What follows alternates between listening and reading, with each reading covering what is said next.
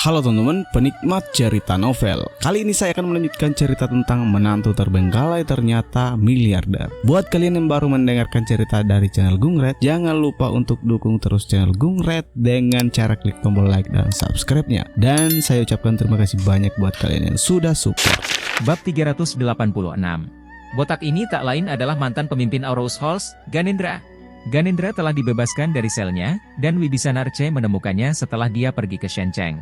Kemudian, mereka pergi ke Thailand, mengumpulkan lebih dari 800 orang yang diam-diam dilatih di Wibisanaga di Asia Tenggara, dan datang ke ibu kota untuk membantu Adinata. Tanpa diduga, begitu dia tiba di ibu kota, dia menemukan bahwa Adinata telah terbunuh. Bagaimana saya bisa menahan sifat kasar Ganendra? Ganendra berteriak dalam bahasa Thailand, semuanya, ikuti saya untuk menyelamatkan Tuan Brahma. Siapapun yang berani menghentikan saya akan dibunuh. Ya. Runtian Imperial Mansion, di depan rumah Li. Adinata sendirian, menghadapi ratusan orang, tapi dia tetap tidak menyerah dan ingin segera masuk. Sebagai bos yang rasional, dia harus menunggu Wibisana Archie tiba sebelum mengambil tindakan. Namun sebagai seorang ayah, jika dia terlambat sedetik, putrinya akan menderita penyiksaan tambahan. Ledakan! Ledakan! Ledakan! Ledakan! Adinata menangani 10 orang sendirian dan menjatuhkan mereka semua ke tanah. Ini sudah menjadi kelompok 10 orang, saya tidak tahu. Wah bang. Qian Chuanzi merokok, bertepuk tangan, dan berkata sambil tersenyum, tidak buruk, dia bertarung dengan baik, dia mengalahkannya dalam hitungan detik, dia memukul seperti parau, haha, jika 10 orang lagi melawannya, aku ingin untuk melihatnya, berapa lama dia bisa bertarung. Qian Chuanzi tidak membiarkan ratusan orang ini menyerang Adinata bersama-sama, jadi dia hanya mengirim 10 orang untuk melawan Adinata. Pada awalnya, Adinata dapat dengan mudah mengalahkan 10 dengan 1, tetapi lambat laun, seiring dengan menurunnya kebugaran fisiknya, tubuhnya akan mengalami pukulan dari waktu ke waktu, ditambah dengan kecemasan emosional terhadap putrinya. Setelah 30 menit, Adinata tidak dapat menahannya lagi dan meletakkan tangannya di tanah, hampir berlutut di tanah. Dia telah mengalahkan 100 orang, tetapi energi fisiknya hampir habis. Bawalah sampah tak berguna ini dan kirim 10 orang lagi untuk melawannya. Qian Chuanzi duduk di sebelahnya dan memesan. Segera, 10 orang lagi muncul di depan Adinata. Adinata pingsan, dia melihat di belakang 10 orang di depannya. Ada sekelompok besar orang dari Wuyangyang, mungkin setidaknya 1 atau 2.000 orang. Adinata tahu bahwa tidak mungkin dia bisa membunuh 2.000 orang sendirian. Dia berhenti berkelahi. Dia bergegas menuju gerbang keluarga Li seperti orang gila, tetapi berhasil dihentikan oleh tentara keluarga Li. Biarkan aku pergi. Biarkan aku masuk. Teriak Adinata. Qian Chuanzi terkekeh dan berkata, Hei, Tuan Brahma, Daxiaye, seorang guru yang hebat, seorang pahlawan, mengapa kamu tidak bertarung? Teruslah berjuang, saya telah menyiapkan lebih dari 2.000 orang untuk Anda. Kamu ingin masuk? Itu tidak mungkin. Orang dengan statusmu tidak bisa masuk ke rumah Tuan Li. Adinata menjadi gila, aku akan membunuhmu. Aku akan menghancurkan keluarga Li Chenjie. Qian Chuanzi mendengus dingin, kamu tidak tahu bagaimana hidup atau mati, kamu bahkan tidak bisa melewati pintu, dan kamu ingin membunuh keluarga Tuan Li? Ayo makan apa-apa. Saudaraku, beri pelajaran pada anak ini. Guru Li berkata bahwa 10 orang pertama yang mengalahkan Adinata akan diberi hadiah masing-masing 1 juta. Ya. Setelah mendengar hadiahnya, orang-orang ini menjadi bersemangat dan segera menyerang Adinata. Namun, pada saat ini, sebuah suara yang familiar terdengar. Siapa yang berani menyentuh tuanku? Ketika Adinata mendengar ini, dia berbalik dan melihat bahwa itu sebenarnya semangka. Bukan hanya Ganendra, tapi juga Wibisana Archie, dan di belakang mereka berdua, ternyata ada sekelompok besar pria asing berkulit gelap di Wuyang. Kelompok pria asing ini semuanya memiliki tubuh yang kuat dan mata yang galak. Sekilas, mereka terlihat seperti telah berkelahi dan membunuh sepanjang tahun. Mereka pasti preman profesional. Qian Chuanzi tiba-tiba berdiri kaget. Sial, kenapa ada begitu banyak orang dari Asia Tenggara? Dari mana mereka berasal? Pada saat ini, Lu Bu datang ke kediaman Davi Sakti dan memberitahu penjaga yang dibawanya di depan pintu, berhati-hatilah. Begitu seseorang dengan penampilan Asia Tenggara muncul, saya akan segera tangkap saya. Ya. Lu Bu perlahan masuk ke kamar Davi Sakti dan berseru dengan hormat, Tuan, saya telah memperkuat pekerjaan keamanan di dekat Anda. Orang-orang di bandara tidak boleh diremehkan. Staf bandara, dan 100 orang yang saya kirim dimusnahkan oleh mereka hampir seketika. Mereka kuat, dan aku tidak tahu apakah mereka punya senjata. Aku takut mereka datang untukmu, jadi aku datang ke sini secara khusus. Davi Sakti memandang jenderal favoritnya dan berkata dengan gembira, "Lubu, kamu bertekad." Namun, saya baru saja menerima telepon dari Xiao Liu. Dia mengatakan bahwa sekelompok orang pergi ke rumah Li. Lubu terkejut, "Keluarga Li? Apakah mereka memilih keluarga Li? Apakah keluarga Li yang akan menikahimu?" Davi Sakti mengangguk sambil tersenyum, "Jika tebakanku benar, ini pasti orang-orang Adinata. Aku khawatir keluarga Li akan mendapat masalah hari ini." Saat ini, rumah Kekaisaran Runtian. Ganendra dan Wibisana Arce memimpin 800 orang ke pintu rumah Li Chengjie. Pintu gerbang kawasan villa mewah ini sudah lama dibongkar, bahkan besi tua pun sudah hilang, pohon palem menghalangi, sehingga 800 pahlawan ini harus mencabutnya dari dalam tanah. Pohon palem yang tingginya lebih dari 10 meter itu diangkat atau diinjak oleh beberapa orang dengan menggunakannya sebagai senjata. Semangka? Adinata sangat senang, dia sudah lama tidak bertemu anak buahnya. Ganendra mendatangi Adinata dan segera berlutut di tanah, "Saya telah bertemu dengan tuannya." Pada saat yang sama, 800 orang tangguh di belakang Ganendra semuanya berlutut di hadapan Adinata dan berkata dengan nada buruk, "Saya telah bertemu dengan Master." Momentumnya sangat besar dan momentumnya luar biasa. Qian Chuanzi dan orang-orang dari keluarga Li semuanya tercengang. Adinata yang miskin ini mampu memanggil begitu banyak orang. Adinata membantu Ganendra berdiri dan sangat senang, "Apakah kamu baik-baik saja? Di mana Dwi Bisanaga?" Ganendra mengangguk, "Saya tidak melakukan apapun sejak awal. Setelah pengkhianat menjatuhkan tuduhan palsu terhadap saya dibebaskan. Namun, Ains pernah mengalami insiden di masa lalu dan ketahuan. Buktinya meyakinkan dan dia dijatuhi hukuman 1 tahun. Ganendra dibebaskan, dan Dwi Bisanaga hanya dijatuhi hukuman 1 tahun, sepertinya Davi Sakti telah memenuhi janjinya kepada Adinata."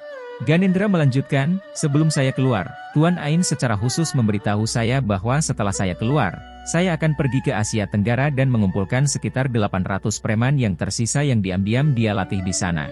Tuan Ain takut sesuatu akan terjadi pada Anda, jadi izinkan saya mengumpulkan orang-orang ini untuk membantu Anda." Adinata memandang kerumunan tanpa kepala di belakangnya, semua orang menatapnya dengan mata penuh hormat. "Tuan Muda Brahma adalah Tuan-Tuan Ains, dan dia adalah tuanku. Saya bersumpah setia kepada Tuan Brahma." Salah satu orang Thailand terkemuka berkata dalam bahasa Inggris Thailand yang sangat tidak terbaca. Adinata mengangguk, "Dwi Bisanaga telah banyak membantunya."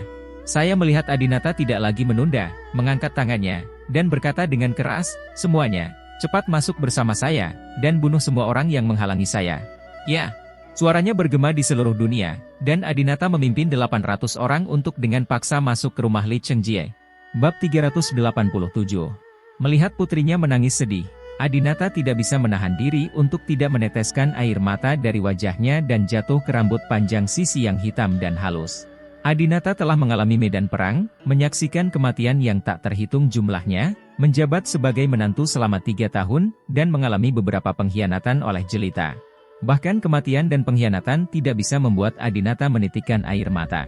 Namun, melihat putrinya seperti ini, Adinata menitikkan air mata. Adinata menyeka air mata Sisi dengan kedua tangannya.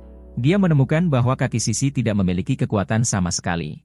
Dia melepas kaos kaki merah dengan Doraemon di kaki Sisi dan menemukan bahwa jari-jari kakinya juga sedikit lemah. "Kembung, dan betis saya sedikit biru." Adinata memandang Sisi dengan lembut, "Putriku sayang, beritahu ayah apa yang terjadi." Sisi menangis dan berkata, "Paman Li meminta saya untuk berlatih seni bela diri dan mengajari saya jurus kuda. Dia meminta saya melakukannya selama setengah jam. Saya berdiri sebentar dan kaki saya sangat sakit hingga saya tidak dapat berdiri lagi. Katanya ayah itu sia-sia, dan anak perempuan yang dilahirkannya juga sia-sia." "Ayah tidak sia-sia, ayah tidak sia-sia." Adinata mengepalkan tangannya, dia berharap dia bisa memotong Li Chengjie menjadi beberapa bagian saat ini.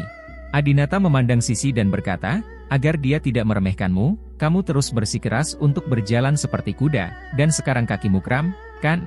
Sisi mengangguk, "Saya tidak bisa membiarkan orang lain meremehkan ayah saya." Adinata tidak pernah menyangka Sisi akan berada dalam situasi seperti ini hanya untuk membuktikan kepada Li Chengjie bahwa ayahnya, Adinata, tidak sia-sia. Sisi menanggung rasa sakit seperti itu karena Adinata. "Sisi." Adinata memeluk Sisi, dan menangis saat ini. Baru setengah bulan terakhir ini dia mulai merawat Sisi, dulu dia absen selama 3 tahun. Bagaimana dia bisa begitu berbudi luhur dan mampu dicintai seperti Sisi? Sisi berkata kepada Adinata, "Ayah, aku ingin pulang. Aku tidak ingin tinggal di sini. Orang-orang di sini sangat kejam. Bisakah ayah membawa aku dan ibuku keluar dari sini?" Adinata mengangguk, "Ayo kita cari ibu, ayo pergi sekarang." Adinata menggendong Sisi dan berjalan keluar pintu. Ketika dia mendengar Anastasia berteriak di lantai atas, dia segera menaiki tangga sambil menggendong Sisi. Tanpa diduga, ada pengawal dari keluarga Lee di lantai 3. Begitu Adinata muncul, dua pengawal berjalan. Adinata baru saja bertarung 1 lawan 10, meskipun dia telah menghabiskan sebagian besar energi fisiknya, sekarang dia melihat putrinya diintimidasi, adrenalinnya menjadi aktif kembali.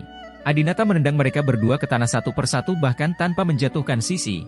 Kemudian, Adinata membuka pintu dan masuk, dan menemukan Ibu Lee Chengjie menarik pakaian dan rambut Anastasia. "Kamu gadis, kamu meminta laki-laki liarmu untuk masuk ke rumah kami bahkan sebelum kamu memasuki keluarga Lee kami. Kamu gadis kecil dengan siku menghadap keluar, aku harus memberimu pelajaran hari ini." Ibu Lee Chengjie bertubuh kuat dan tinggi, dengan tinggi 1,75 meter, jika tidak, dia tidak akan bisa melahirkan pria setinggi 1,9 meter seperti Lee Chengjie. Anastasia relatif lemah dan bukan tandingan wanita paruh baya yang galak ini, rambutnya yang panjang dan indah dibuat berantakan oleh Ibu Lee Chengjie, begitu pula pakaiannya. Pengadilan kematian. Adinata meletakkan Sisi di kursi, lalu dengan cepat berjalan mendekat dan menarik keluar Ibu Lee Chengjie yang sedang memegang rambut Anastasia. Dia ingin melampiaskan amarahnya pada Anastasia, tapi dia tidak ingin memukul siapapun di depan anak itu. Hal ini disebabkan oleh pendidikan kakek Adinata.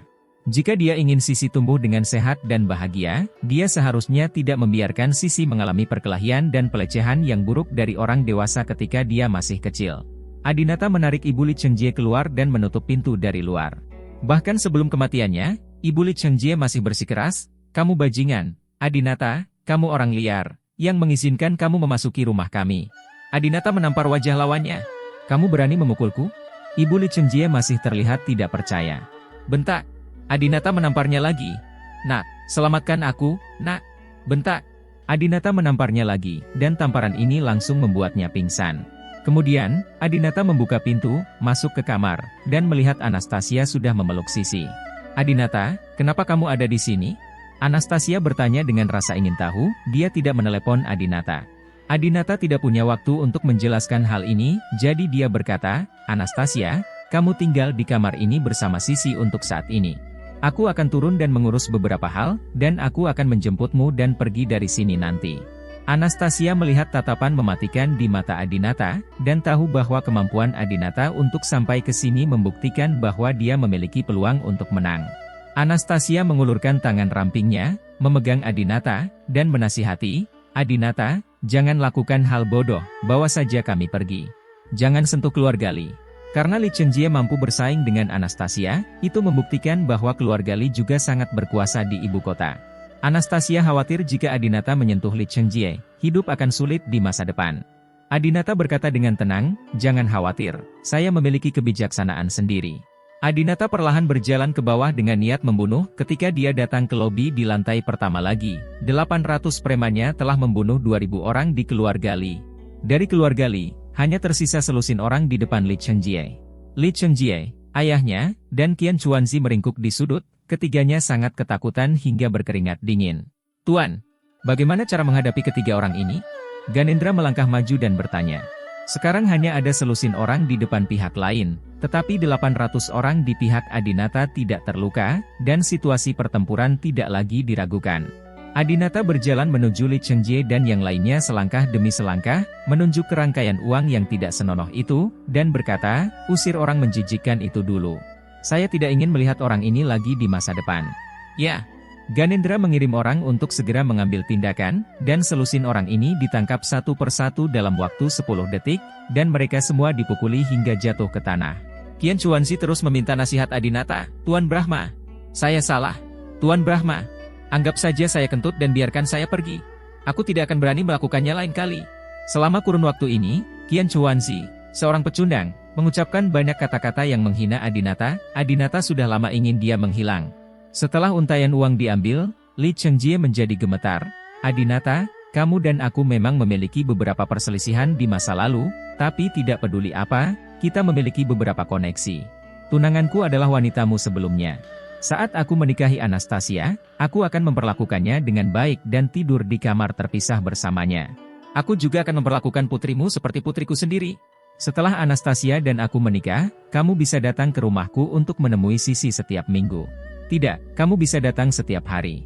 Kamu juga bisa bermalam di rumahku jika kamu mau. Saya sering bepergian jauh dan tidak bisa mengurus Sisi dan Anastasia. Jika Anda mau, Anda bisa tinggal di rumah saya kapan saja dan tinggal bersama Anastasia dan Sisi. Bab 388. Li Chengjie benar-benar ketakutan. Ia yang selama ini menjadi pria maco justru menyarankan agar Adinata bisa tinggal di rumahnya dan menemani Anastasia kapan saja. Ini jelas merupakan kesepakatan bahwa Adinata dan Anastasia dapat menghubungi satu sama lain sesuka hati setelah menikah.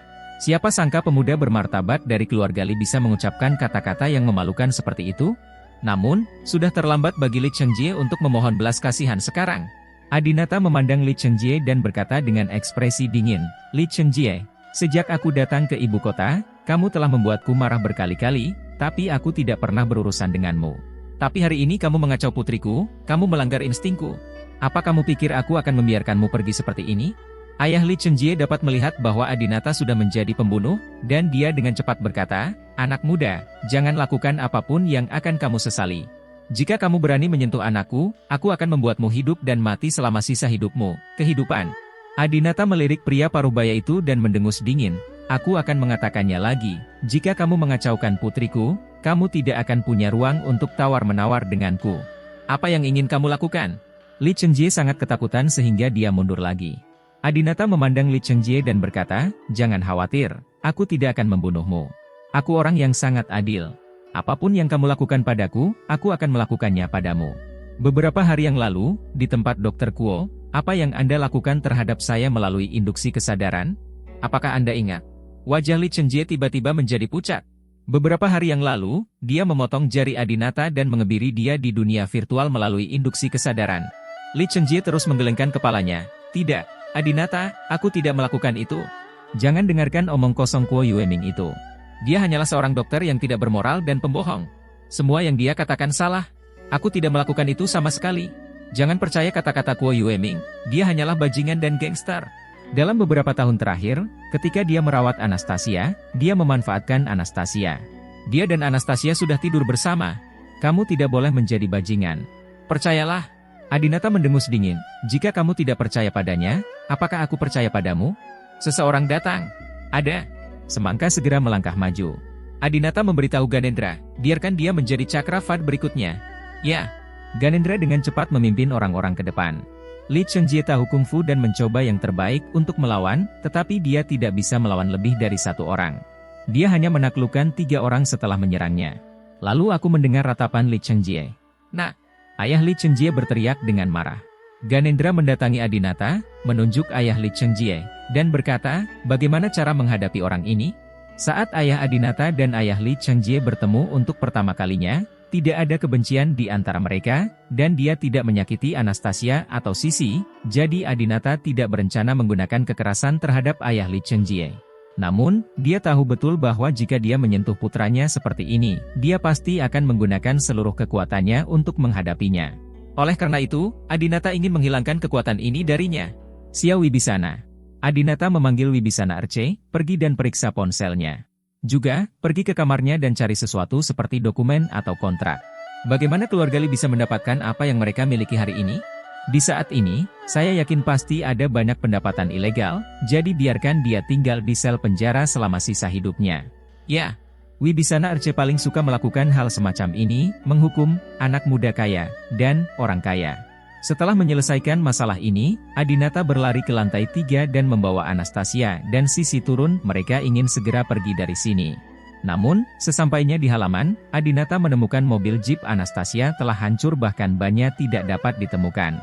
"Dasar bajingan, siapa yang menghancurkan mobil majikannya? Kamu buta sekali." Semangka meraung marah.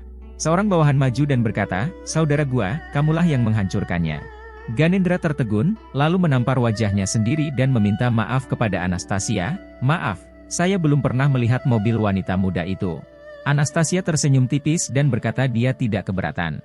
Dan Sisi masih ingat paman botak ini, dengan senyuman di wajahnya, "Paman botak."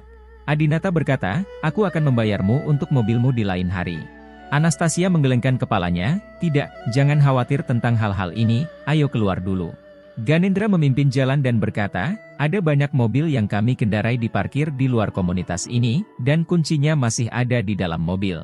Tuan Brahma, Anda tinggal memilih salah satu. Adinata mengangguk dan memberitahu Ganendra, kamu juga harus membawa orang keluar dari sini secepatnya. Setelah itu, Adinata menemukan Cadillac Escalade dan pergi bersama Anastasia dan Sisi. SUV ini memiliki bodi serba baja dan anti peluru. Di Amerika Serikat, Anda tidak boleh main-main dengan seseorang yang mengendarai Escalade. Sebagian besar orang di dalam mobil bertubuh tinggi dan galak, dan ada kemungkinan 98% mereka bersenjata. Saat dalam perjalanan, setelah berkendara keluar dari area ini, ponsel mendapat sinyal, dan ponsel Anastasia berdering. Hei, kakek. Iya, Adinata dan aku bersama. Oke, aku mengerti.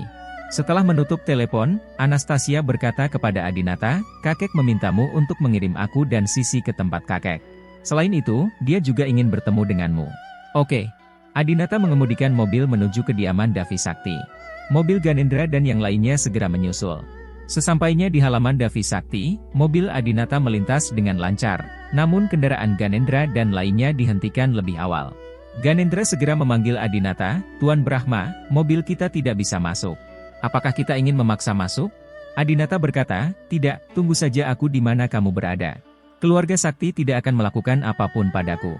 Dendamnya pada keluarga Sakti telah lama diselesaikan, dan kali ini, dia baru saja menyelamatkan Anastasia.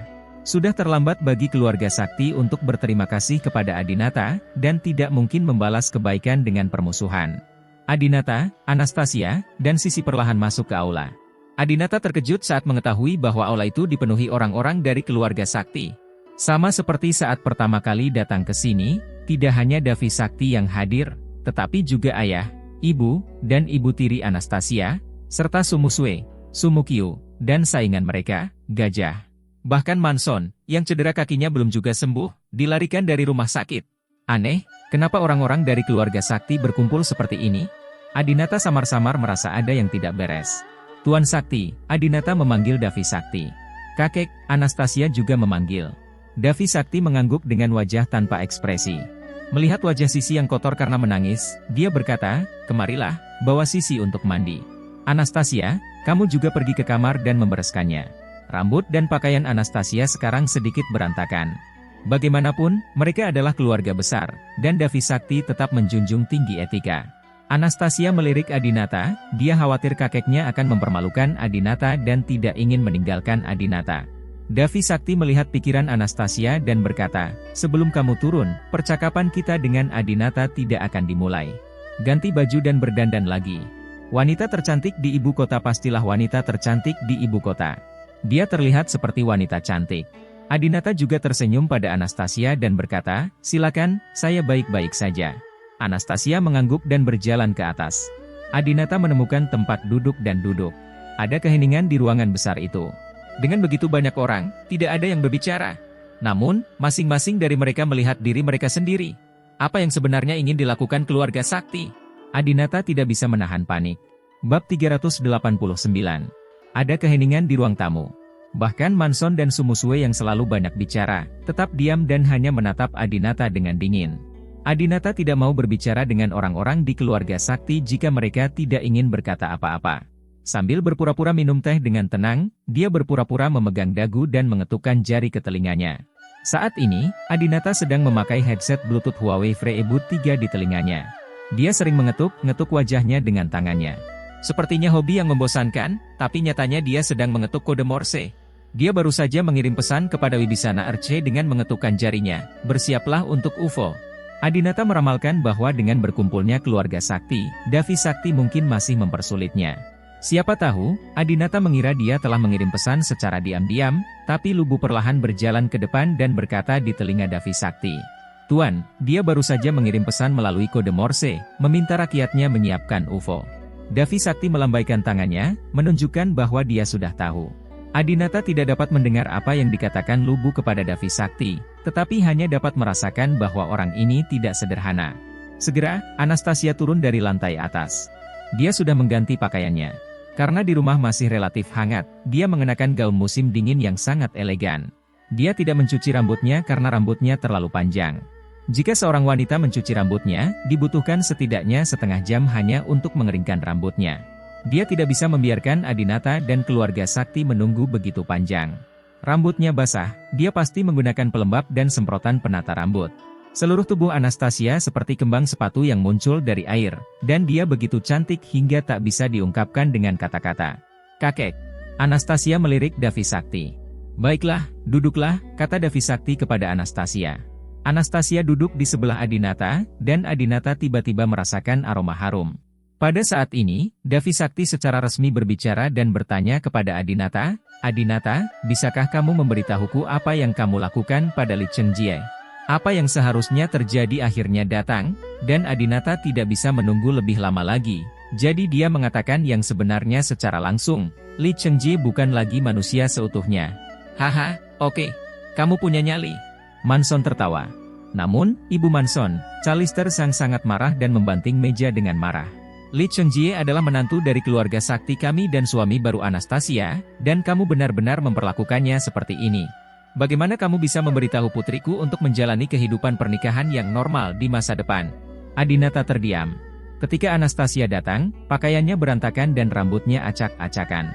Dia jelas telah dipukuli. Sebagai ibu Anastasia, Calister sama sekali tidak peduli dengan ketidakadilan yang dideritanya di keluarga Li. Sebaliknya, dia mengkhawatirkan keselamatan Li Chengjie dan berfantasi membiarkan Anastasia dan Li Chengjie hidup sebagai suami istri. "Di mana Liu?" "Itu ayah Chengjie." Davi Sakti terus bertanya, ekspresinya sangat tenang. Adinata berkata, "Saya tidak menyentuh ayahnya, tetapi orang-orang saya menemukan bukti bahwa dia melanggar hukum dan hal itu telah terungkap di internet." Davi Sakti berkata, "Bagaimanapun, keluarga Li akan segera menjadi mertua keluarga sakti kita. Apa maksudmu dengan membuat keluarga Li seperti ini? Aku memintamu untuk menikah dengan Anastasia, tetapi kamu tidak setuju. Sekarang, Anastasia telah menikah lagi dengan orang lain, dan kamu telah mengubah seluruh keluarganya menjadi seperti ini. Apakah kamu ingin cucuku memiliki cinta bertepuk sebelah tangan padamu sepanjang hidupnya? Apakah kamu akan mati sendirian?" Davi Sakti tiba-tiba menjadi marah dan penuh keagungan. Sebelum Adinata dapat berbicara, Anastasia berdiri lebih dulu dan berkata, "Kakek, apa yang terjadi hari ini tidak ada hubungannya dengan Adinata. Sisi dan akulah yang dianiaya di keluarga Li." Adinata tidak tahan lagi, jadi dia bergegas ke keluarga Li untuk membantu keluargaku. Calister sang berteriak pada Anastasia, "Kamu tidak diperbolehkan membela Adinata." "Anastasia, kamu menjadi semakin keterlaluan.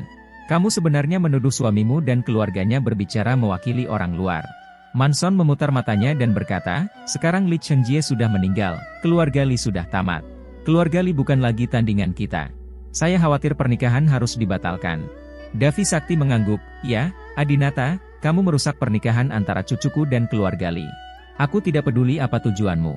Singkatnya, kamu harus memberiku sesuatu hari ini. Aku akan memberimu penjelasan." Calister sang berkata dengan getir, "Orang seperti ini harus segera ditangkap." Davi Sakti melanjutkan, "Jika Anda tidak memberi saya penjelasan hari ini, maka saya dapat menjamin Anda bahwa Anda dan lebih dari 800 saudara Anda akan ditangkap." Adinata mengepalkan tinjunya dan berkata diam-diam di dalam hatinya, "Davi Sakti, kamu orang tua, cucumu dalam masalah, kamu jelas mengetahuinya, tetapi kamu tidak mengambil tindakan, hanya menunggu aku menimbulkan masalah di keluarga Li. Lagi pula, kamu masih ingin aku menjadi menantu keluarga Sakti MU. Kecantikan pasti ada di tangan Davi Sakti." Adinata menjadi semakin curiga.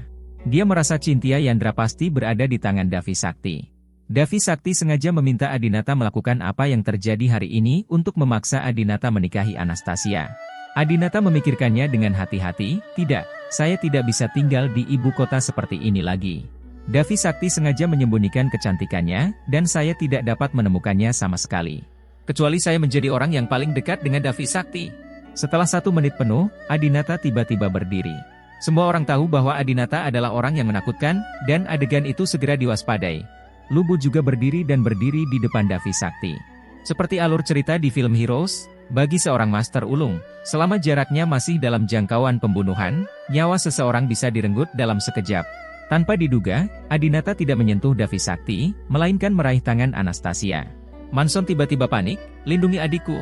Calister sang juga berteriak, "Lepaskan putriku, apa yang akan kamu lakukan?"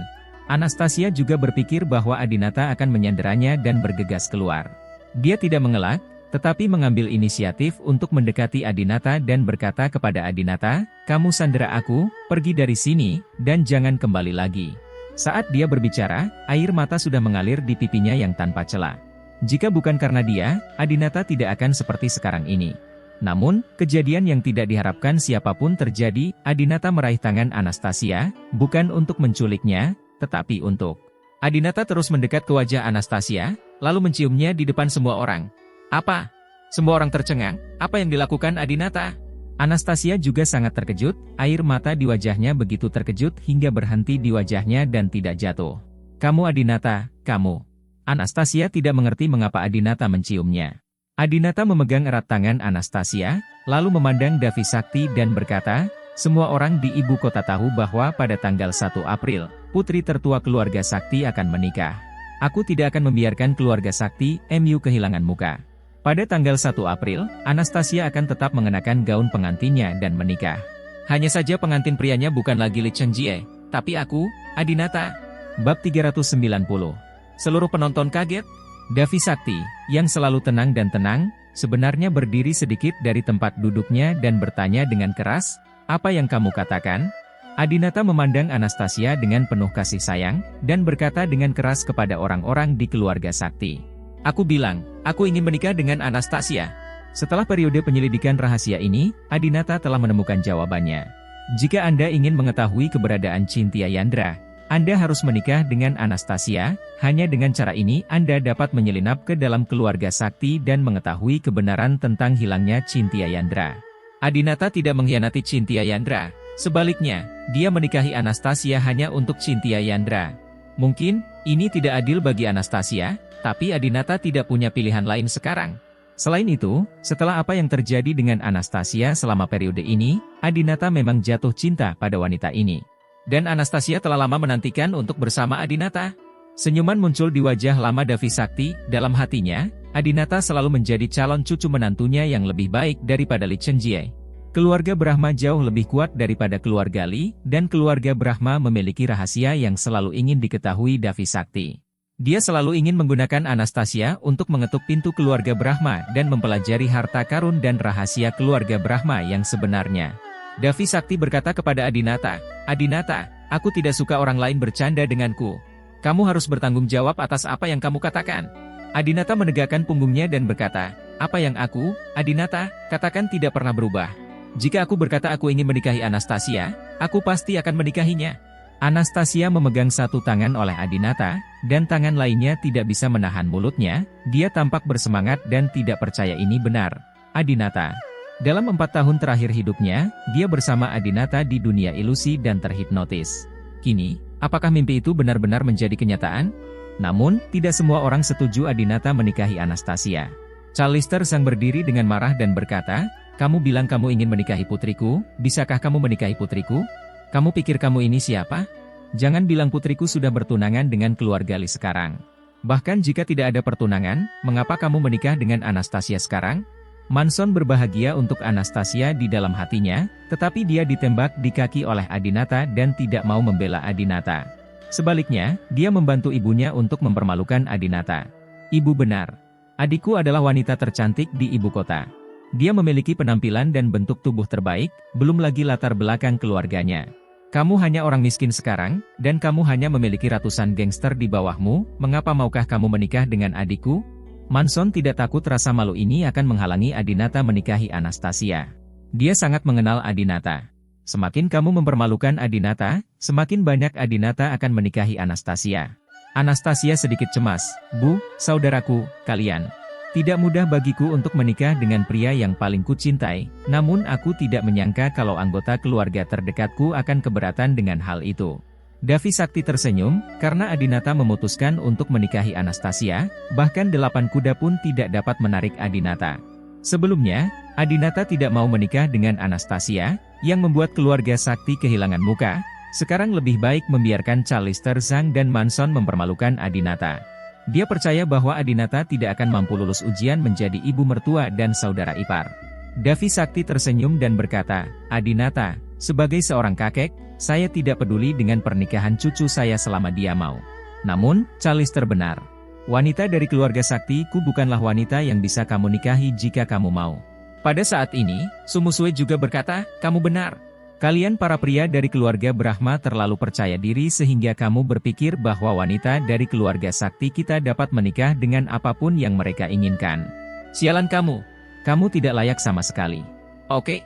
Bibi Anastasia, seorang wanita parubaya dengan rambut diikat, juga keberatan.